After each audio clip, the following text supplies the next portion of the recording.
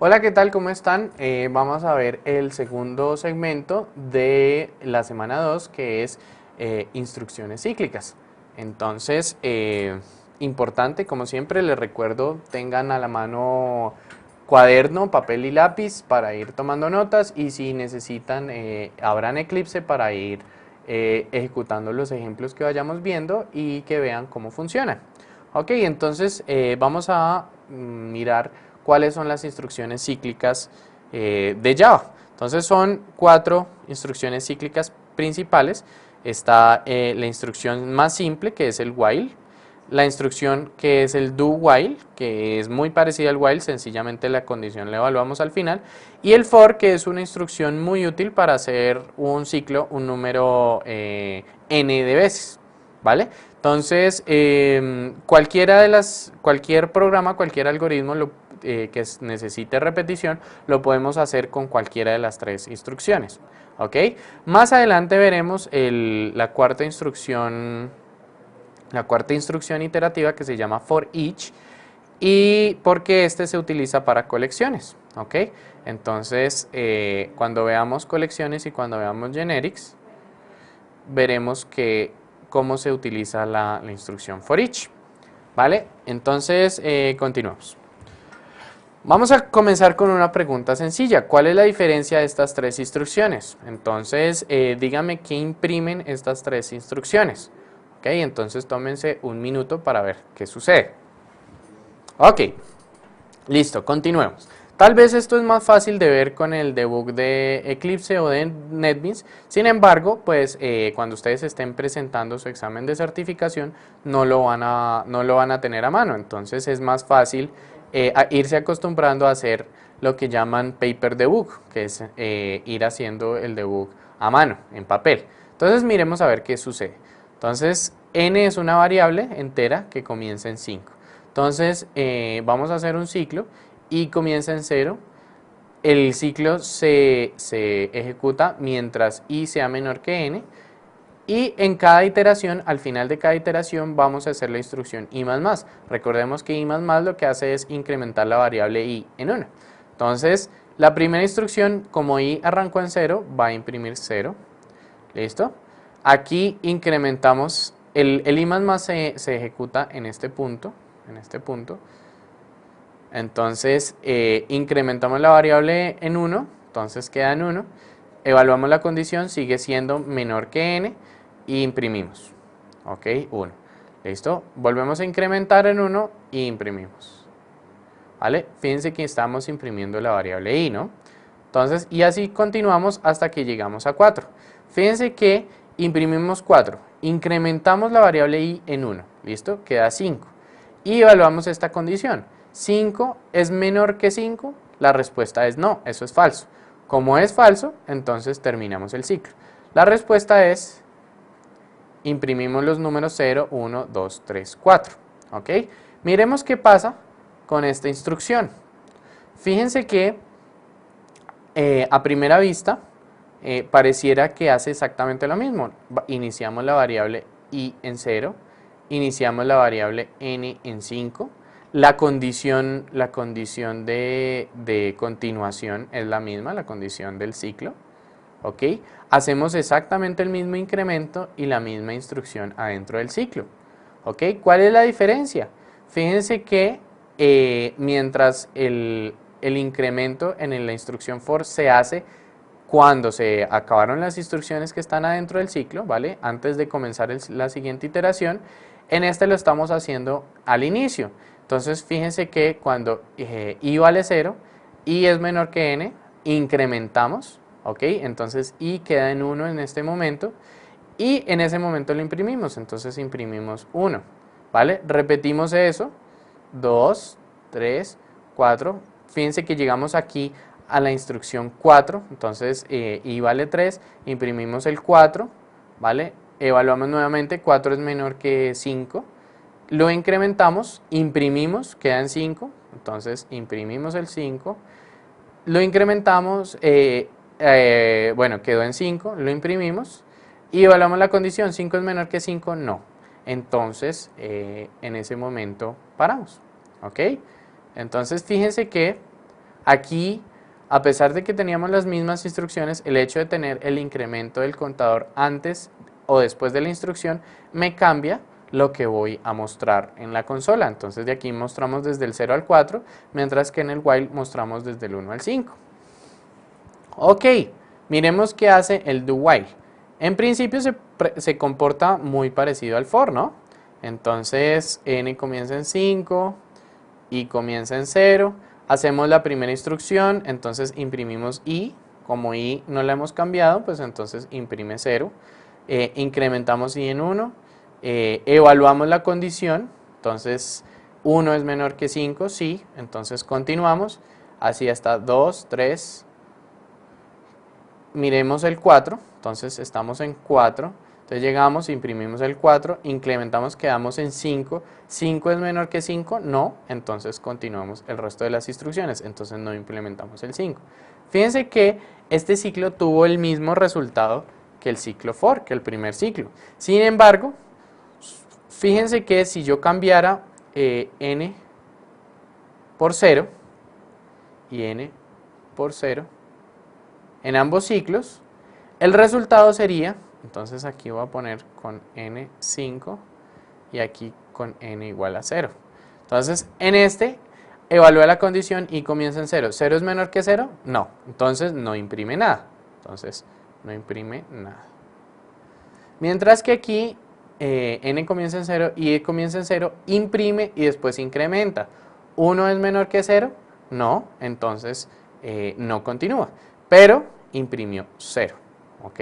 Entonces aquí con n igual a 5, imprime 5 veces, pero con n igual a 0, imprime una vez, ¿ok? Imprime el número 0. Entonces ténganlo en cuenta para seguir el control de flujo de las instrucciones.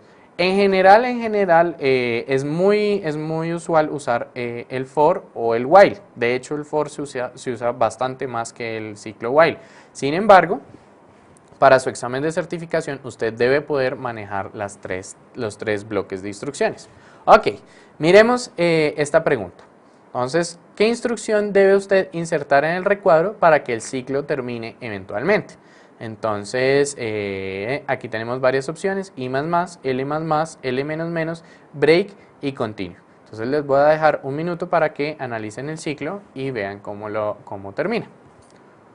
Ok, continuemos. Entonces, fíjense, tenemos aquí unas variables de arranque, entonces R comienza en 20 y un L que comienza en 5.0, ¿vale?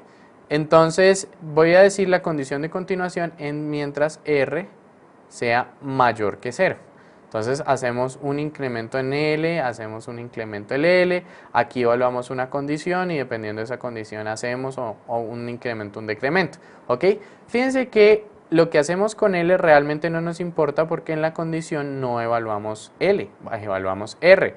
Entonces, la instrucción i++ no nos sirve para romper el ciclo. La instrucción L++ tampoco nos sirve porque no estamos evaluándolo dentro de la condición.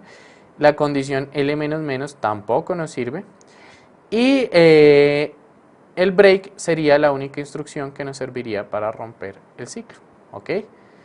No sería una solución muy elegante, porque ejecutaríamos el ciclo una sola vez. Pero dentro de las opciones que nos dieron es la única que nos rompe el ciclo. El continue no rompe el ciclo, sino sencillamente vuelve al inicio. ¿Ok? Entonces también hay que aprender a manejarlo.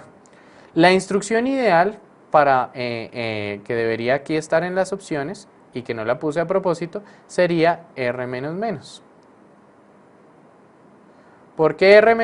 Fíjense que yo R no lo modifico en el resto de las instrucciones. Si lo modificara, él comienza en 20 y si lo modificara, eventualmente va a llegar a 0. Entonces cuando llegue a 0, la condición se va a dejar de cumplir y entonces el ciclo finaliza. Entonces algunas claves para recordar con los ciclos, pues mucho cuidado con los ciclos infinitos. Esto más para desarrollar que para responder preguntas de examen de certificación es muy útil.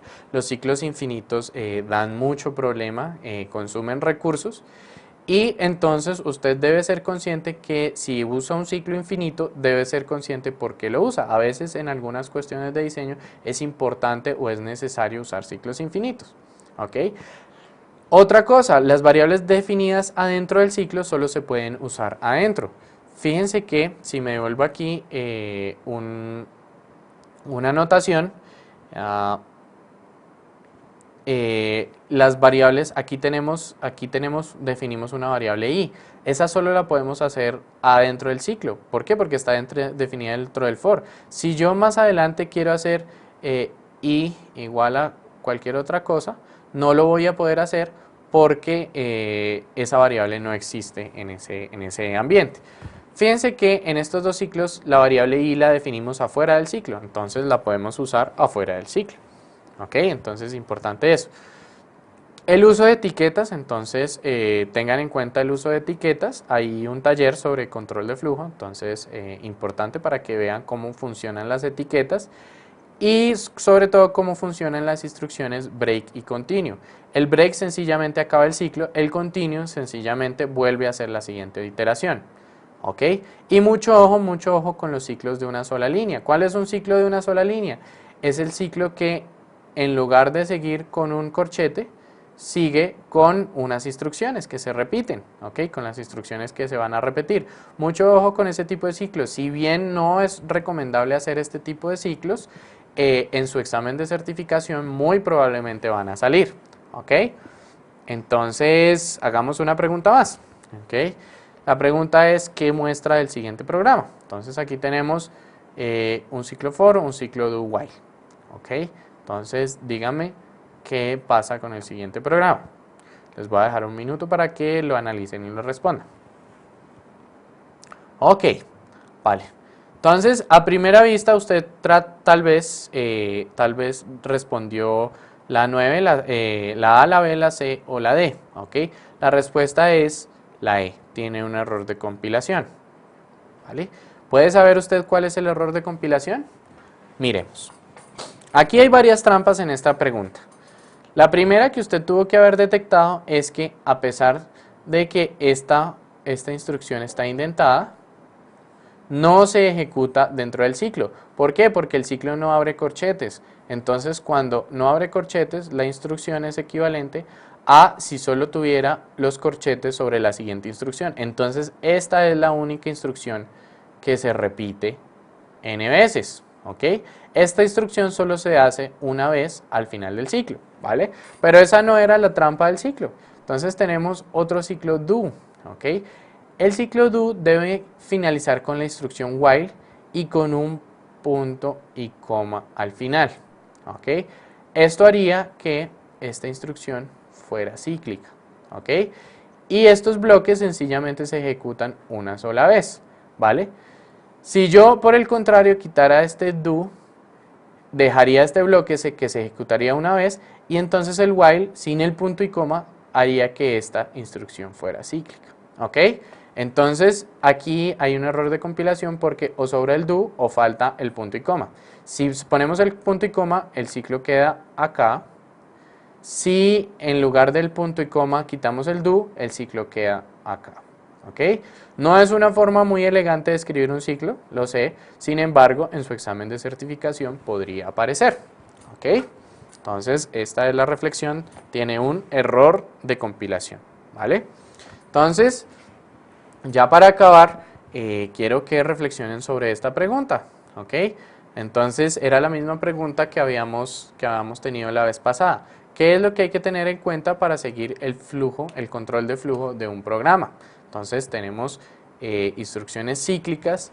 ¿Qué es lo importante para poder irlas analizando, ir viendo qué instrucciones siguen después de las otras o qué instrucciones van después, qué instrucciones se ejecutan y qué instrucciones no? Una recomendación grande, si dentro de las opciones de sus preguntas dice tiene un error de compilación, usted lo primero que debe hacer es buscar un error de compilación. Listo, eso es todo por este segmento. Muchas gracias.